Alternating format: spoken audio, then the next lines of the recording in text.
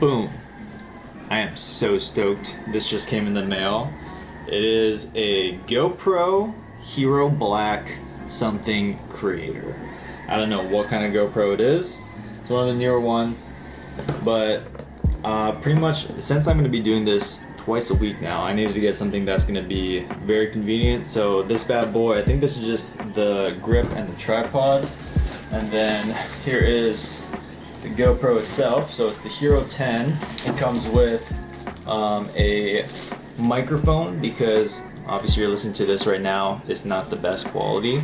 So this bad boy hopefully is going to make the quality of these videos a little bit better. And the last thing we got is going to be a light box. So as you can see right now, my face is a little dark. This thing is going to light my face up a little bit more. So stoked to try to assemble this. Alright, here we go. This is going to be my lame attempt to do a camera transition to the GoPro in 1, 2, whoop, and boom.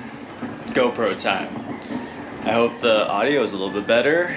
The lighting, I can't really tell. It seems kind of harsh right now, but I'm sure I can play around with this. There's like a bunch of different There's a bunch of different settings on this. I'm bumping the mic. There's a flashing mode. I don't know why that's a thing.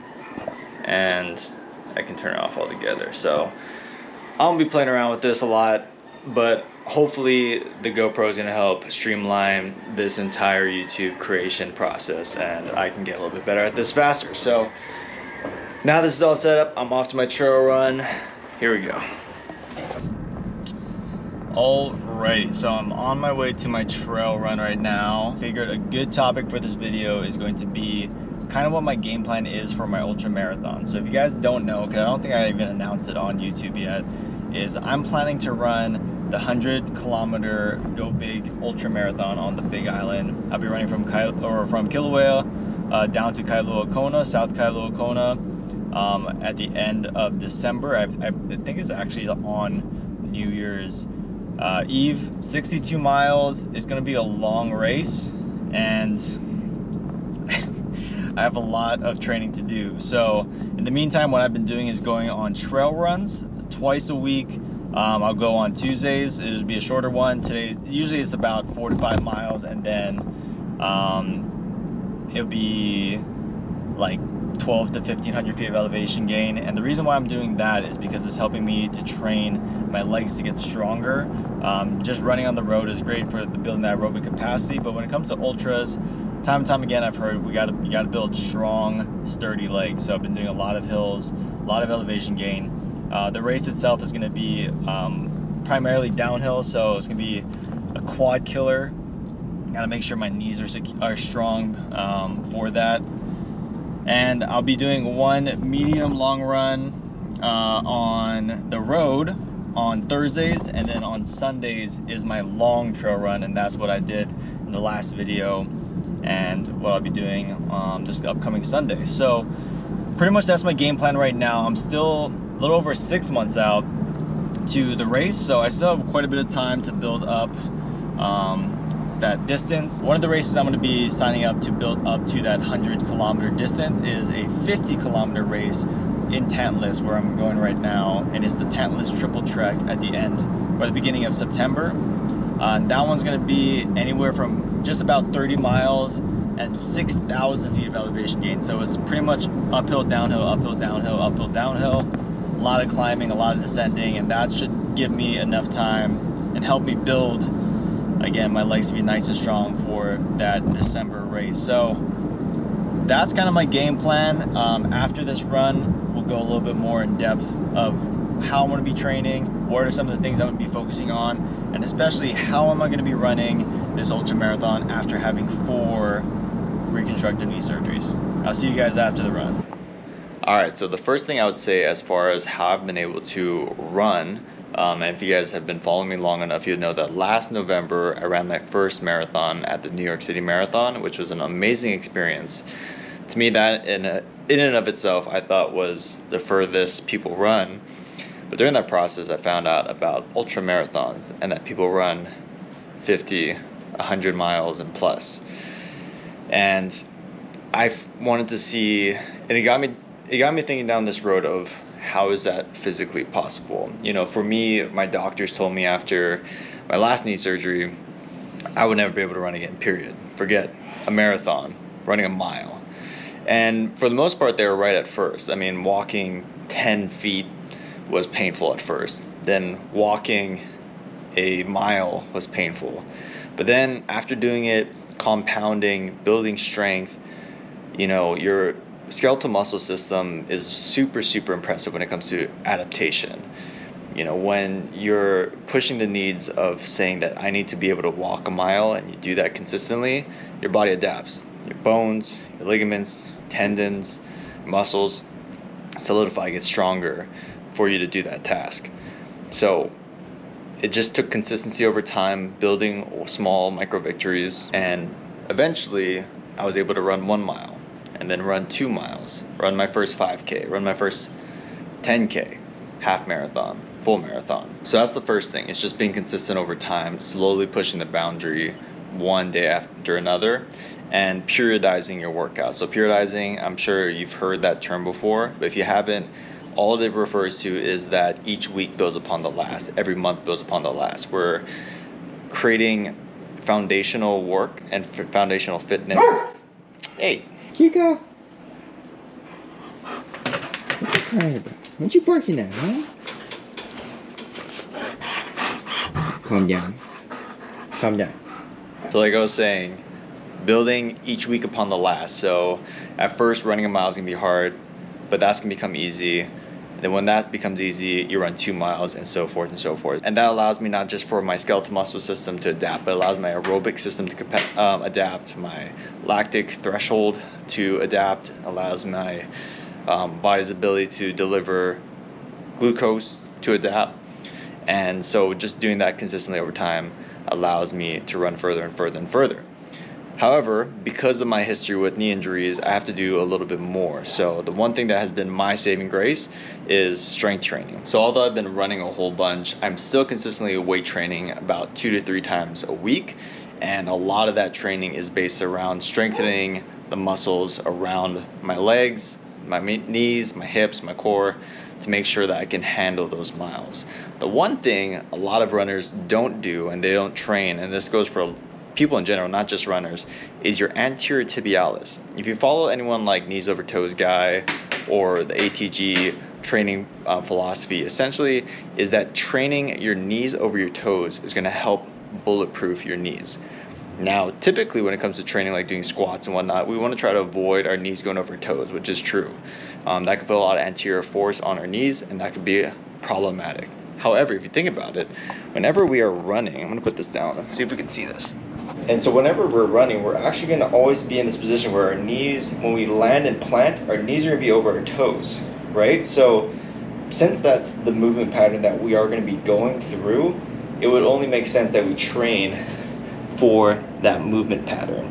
If we don't train for that movement pattern in the gym, when we go outside the gym, it's not going to correlate or translate. So that's why doing things like knees over toes lunges, knees over toes calf raises, Patrick steps has been a huge help for me to strengthen that anterior tibialis muscle and protect that knee. We have an electrician over and Kika is not happy.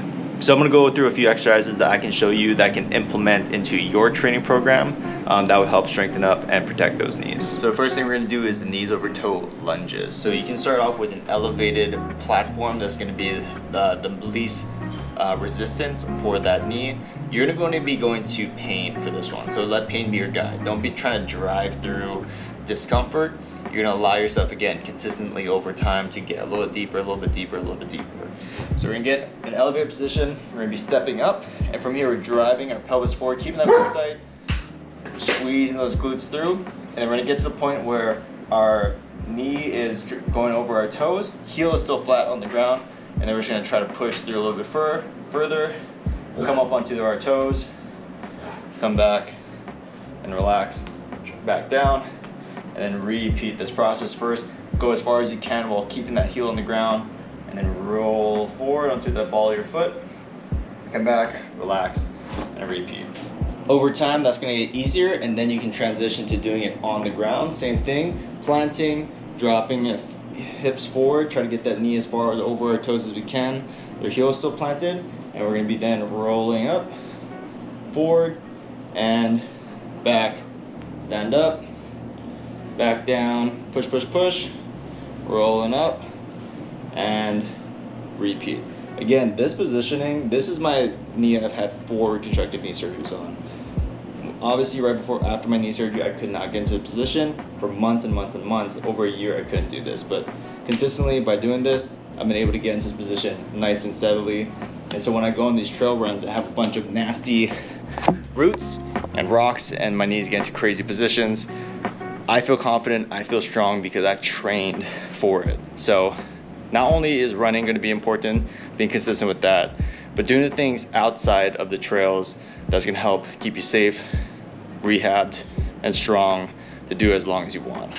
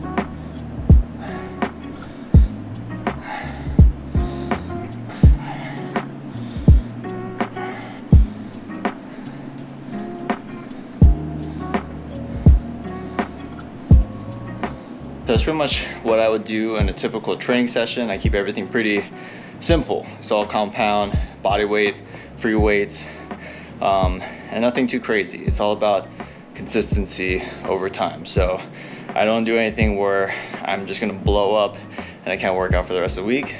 I wanna do a workout where I enjoy, I have fun, and I'm excited for the next one. So the other thing when it comes to running specifically with training that I do is train my glutes a lot. I talked about it a little bit in my last video with my client who was dealing with back pain, is this concept of bottom up and top down kinetic chain injuries. Which that means is typically when we think of like an injury, we think of, oh, that part of our body is hurt and weak. When it comes to most situations though, is that something up or below the kinetic chain is what's wrong, underactivated, overactivated, which then causes the injury to occur in the problematic area. So for myself, obviously I have a bad right knee, but what happened a lot in the past was I had really weak abductors and lateral glute stability. So my glutes were weak, underactivated, which then put a lot of that medial and lateral stability onto my knee, which the knees aren't designed for. It's a hinge joint, it bends forward, it bends back, that's it. So now what I do a lot, I didn't do it today, but what I do a lot is glute training. Make sure my glutes are nice and strong and activated. But I also do a lot of unilateral movement, which just means single limb. So I'm on one leg at a time, doing single leg stuff, like doing Patrick steps like I just did, or the knees over toe lunges. But I translate that to a bunch of other, I translate that to a lot of other movements like curtsy lunges, lateral lunges, single leg, pistol squats, that kind of stuff, to make sure that I'm training my unilateral strength. Because when you think about running, all we're doing is one leg at a time, stabilizing, propelling ourselves forward. So training specificity is super important. Understand what you're training for, why you're training for it, and your training is going to be a lot more efficient, effective, and you're going to go a lot further.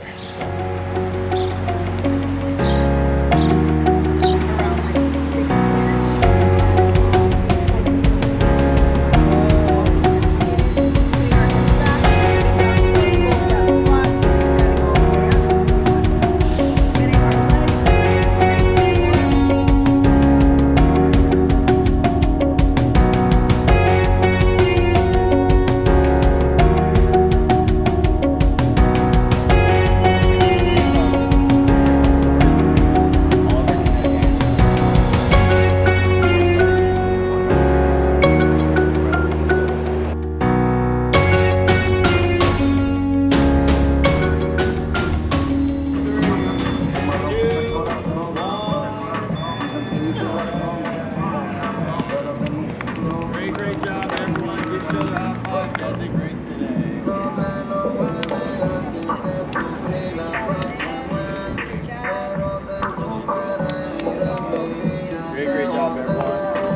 sip of water on that.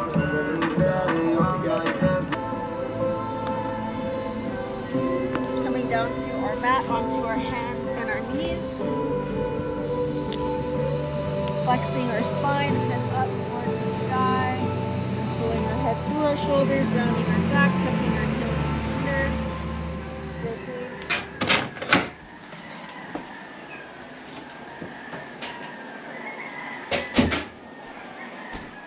Give. Got this printer for obviously our office, and Devin just loves this because you can see right outside the window. So it is no longer our printer, but the most expensive kitty bed on the planet. All right, so to wrap up this video, I wanted to kind of talk about big picture what my training is going to look like for the next 6 months. So as of right now, I'm training 3 days a week as far as my running goes. Like I said, Tuesdays my trail run shorter, Thursdays medium-sized road run, Sundays gonna be my long trail runs. Now right now I'm averaging anywhere from 25 to 30-ish miles a week. When I get closer and closer to my ultra, I'll be pushing anywhere from 45 to 50 miles a week. So volume of for running is going to increase. I'll be spreading that over more days, just to make sure I'm not going to be taking too much of a pounding through my legs. So I'm not running, these giant like 20-mile runs every single time I go out running, but splitting it up to make it more manageable. And the other thing that as I get closer to my run, actually let's do this. All right, so I figure this would be kind of an easier way to show you what I mean. So as of right, if I'm right here and then my ultra marathon is gonna be more over here, my running is gonna slowly build up over time. And then right before I get to my ultra, I'm gonna taper off and make sure my legs are feeling nice and fresh for the actual run. So right now I'm doing about 20 to 30 miles. Up here is gonna be anywhere from 45 to 50 miles a week. So that's what it's gonna look like as far as my running. As for my lifting, it's more like the opposite, where I'm up here right now and it's gonna decrease as we get closer to that ultra. And then again, the purpose for that is the closer I get, the more sport specific I need to be getting to make sure I am executing when it comes to race day. So that's just a very simple, poorly written visual to show you what I mean as far as my training volume goes. Outside of that, it's just gonna be a consistency of showing up. I think that's the biggest thing when it comes to these big training events, whether it be with my ultra marathon or Hannah with her powerlifting meet. At the end of the day, it's nothing extraordinary. There's no like secret formula for success. It's just consistently showing up day after day, week after week, because to run, a 20-mile run isn't easy. But if you can keep showing up week after week and doing it, it becomes not easier, I guess, but you become tougher, you become a little bit stronger, and it just becomes a little bit more manageable. And so you're able to then take on and have the confidence to take on these giant, scary challenges like an ultra marathon or a powerlifting meet. So that's the biggest thing, is if you can find a plan that's going to be consistent over time, that's going to lead you in the right direction to your goals. Because it's easy to do something that's hard once, it's easy to do something consistently, but it's really hard to do something that's hard consistently over time. And that's what it's all about. So if you guys are interested in training, as always, we do online personal training regardless of where you are on the planet.